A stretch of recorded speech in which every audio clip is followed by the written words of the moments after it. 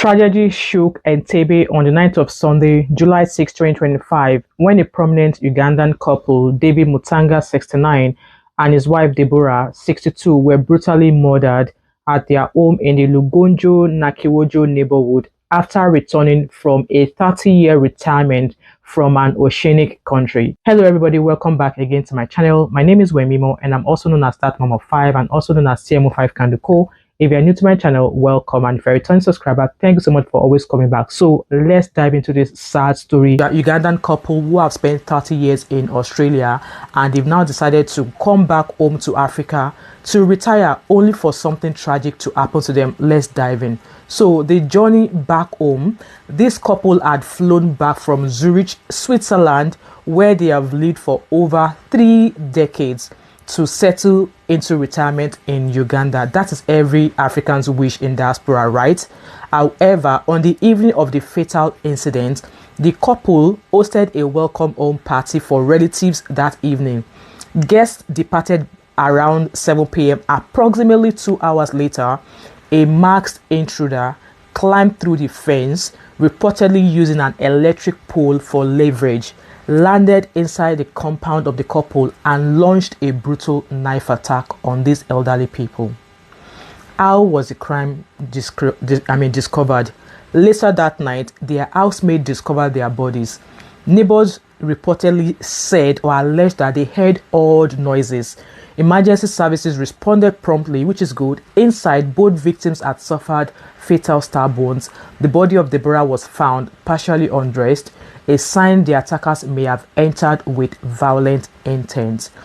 Yes, the police were called and they started their investigation. So the Entebbe division launched a full-scale investigation, treating the incident as a suspected aggravated robbery. Crime scene officers documented the area, they gathered multiple evidence samples and transferred the couple's bodies to Mulago mortuary for most post-mortems. My condolences to the family of Mulago.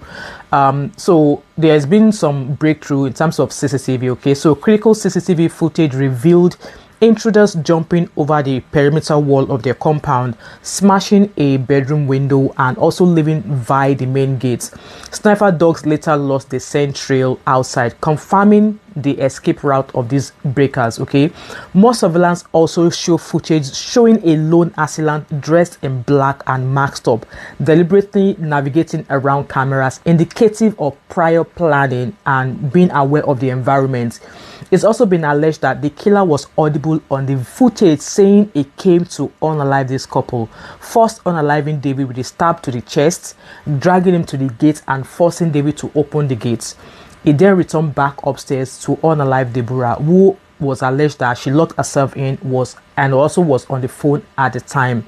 Unfortunately, Deborah's final moments were recorded as Deborah managed to call for help. She reached out to both domestic workers in the house, a neighbor and a friend. Authorities described Deborah's cries for rescue, but help arrived too late. It's a sad one. So far, 2 domestic workers have been arrested. Angela and David Rona Goluba have been arrested and are in the police custody, though not necessarily as the perpetrators. They are, however, assisting investigators with questioning in terms of what they know. So both were employed at the couple's residence and left the residence about 7:45 p.m. on the evening of the attack, shortly before the attack occurred. So they are hopefully helping the police with this case. So as it is, no sign of robbery. Investigators found mobile phones, money and valuables untouched, strongly suggesting this was not a robbery gone wrong. So what happened? Did somebody send them to come do that dirty work? You will ask me, what is the motive? Robbery or something more?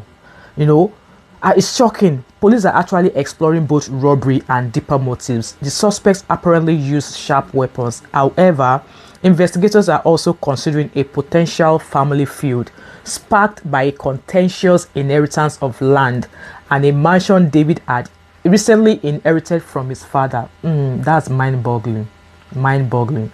So this could possibly cause, family tension. So sources are suggesting simmering tension among relatives. The couple's children were abroad, living a property, and now their parents dispute, their body being disputed unresolved. But apparently the inheritance excluded David's siblings. So it was only David who inherited the property and not his other siblings. And that's a lesson for us. So police are actually playing. The authorities have, appealed for public assistance. They have condemned the heinous act and also promised to bring those responsible to justice. Like, why do it? For what? The crime scenes, remain sealed while forensic analysis continues. The Mutaaga Nabeta families have formally requested, the public to express their privacy, assuring that they are cooperating fully. So as at the 10th of July, no additional arrests have been made yet beyond the two domestic stars that were working with the couple. So people have been voicing online on social medias and social media platform. People have been mourning. In fact, there was a user who said that, in quotes, Africans really work hard. I agree. It's really heartbreaking to see lives lost like this. 30 years abroad, you come home to enjoy, and this happened to you. This sad news has shaken the community of Lugonjo Nakiwoju. They've been left reeling, prompting calls for increased vigilance and safety in the area. This is kind of like reminding me of Nigeria as well. So it's so sad, but the summary of this story is that: 1, premeditated, targeted double homicide, not a burglary. 2, a single assailant executed the attack with brutal efficiency. 3, inheritance-based family friction has emerged as a key theory, but police keep all motives under scrutiny. Number 4, in summary, 2 employees are cooperating, no convictions yet. Now, people will ask, is it safe for people to retire back home to Nigeria, to Africa, after being away? That's a very important and sensitive question, especially in light of cases like the Mutaaga tragedy. However, the answer is this: it depends on many factors, which I'm going to share with you. Location, personal circumstances, financial exposure, and how well returnees prepare. For many Africans abroad, the dream of returning home to retire peacefully is strong, but that dream actually requires careful planning, security awareness, and local relationship management. It's easier said than done, right? Let me share with you factors that influence safety. Number 1 of that factor is family dynamics and inheritance issues. Major risks: returning retirees often own or inherit valuable land properties that can actually stir resentment, jealousy, or dispute even among close family, even among your siblings. What to do in this situation? 1, settle ownership legally and transparently before returning back home. Draft a will or a formal inheritance plan. Involve neutral legal counsel to handle every documentation for you, and avoid flaunting wealth or displacing relatives abruptly. Number 2 is this: community integration. Retirees who would have lived abroad for decades may be seen as an outsider. They say, they will look at you as a visitor, stranger, even in their hometown. What can you do to avoid this kind of eye on you? Spend time rebuilding the community ties, participate in local social activities and religious groups, respect local customs, and avoid making bold changes after you return back home to Africa too quickly, because it could stir people's shoulders. Security conditions: some regions may lack effective law enforcement or even suffer from high robbery crime rates. So if you're in that area or anywhere in Africa, what you can do is this: avoid isolated areas. Preferably for me, I prefer secure gated communities. Install CCTV cameras, alarm, motion detectors, and security lights. 3, establish a local emergency contact list if you find yourself in danger. Also, be wary of choosing your domestic staffs. Unfortunately, staff-related betrayals are a recurring pattern in such crimes. It's not a new thing. What can you do in this regard? Vet staff carefully. Use referrals or verified agencies. Number 2, use trial periods with clear contracts. Install indoor and outdoor CCTV system, not just for deterrence but as evidence. God forbid you find yourself in this situation. Number 5, legal preparedness. Some returnees forget to update their legal documents, leaving them exposed to a lot of things and leaving their children struggling. And what can you do in this regard? Ensure land titles, wills, and IDs are updated and valid. Also, register your property under a trust or holding company if needed.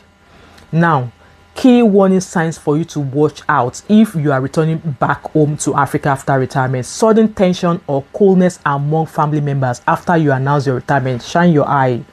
Neighbors or relatives asking too many questions about your property or wealth. Don't trust them. New strangers loitering near your home or asking about your movement. Get vigilantes to roam your property. Domestic staff frequently changing or acting suspiciously. Sharply replace them. Okay, the bottom line in all of this is this: yes, it can be safe to retire back home, but you must not romanticize it. Returning to Africa or Nigeria after years abroad requires more than love. It requires strategy, discretion, and trusted connections. Are you guys feeling me? The Mutaagas did everything in many ways, but their tragedy shows that returning in silence without securing your environment or understanding family tensions can be fatally risky. Okay, now if you're planning to move back, for me I'm planning to move back after retirement, okay, or you know someone who is, here are 5 safe retirement back home checklists I have drafted for you guys. 1, legal and property preparation. Ensure all your properties are in your name. Prepare a will. Ensure you employ a services of a property lawyer who is solely independent and not emotionally involved in your case. Avoid verbal contracts and document everything. Number 2 checklist: secure a living environment. Choose a secure environment, preferably with other retirees or in an area where security patrols all the time. Install CCTV, alarm systems, and strong perimeter fencing. Also, install solar floodlights and motion so you're not living in darkness. Hire vetted guards or vigilantes or domestic staffs through registered agencies, not just family refer them or family connections. Also, set up a panic button or emergency line, for quick help. Avoid posting home upgrades or property images on social media. This life, everything is on social media. Number 3 checklist is this: family and community dynamics. Identify and prepare for potential disputes over land, inheritance, or finances. If you are from Omobabuluwu, talk to trusted family elders and neutral third parties about any issues in terms of properties. Be careful about revealing your financial plans or retirement packages. Nobody has to know. Rebuild community relationships slowly and respectfully. Support others quietly and don't flaunt your retirement wealth. Don't displace or evict people abruptly who are already living in the property you inherit. Give them time to move out. Okay. Financial and independence and privacy. Open local and international bank accounts abroad and back home. Use digital banking tools to manage money safely. Don't have lots of money at home. If you have a pension or investment income, keep some of it ashore. Yes, it's for a reason. Never give full financial access to anyone except your spouse that you trust or legal advisor. Avoid becoming a financial savior to everyone around you. Yeah, people will talk, but don't give it emph. Okay. Psychological and lifestyle adjustments. Yes, it takes time for you to adjust mentally after returning, because the Africa you left 30 years ago is not the same. Okay. Accept that some things may not work as efficiently as it is abroad. Create a daily routine in terms of hobbies, faith, social groups, and maybe volunteer if you have a chance. Join set of expertise like you, retirees or support groups, but don't go and be sharing anything. Okay, before you relocate, make sure you have been visiting consistently between 3 to 6 months. Don't just carry your bag and go. No, don't carry your bag and go. So if you have any credible information, please contact the Entebbe police. They are for updates on this unfolding story. Don't hesitate to share, like, comment, and join my membership and hit the notification bell. My last warning and advice is this: trust but verify. Even if you are hiring family, giving property, or moving into a relative's area, always put agreements in writing. Kindness and love don't replace documentation. Let us be safe. I know Jackpata is real for retirement. Please stay safe. All right. I'll see you next. Bye.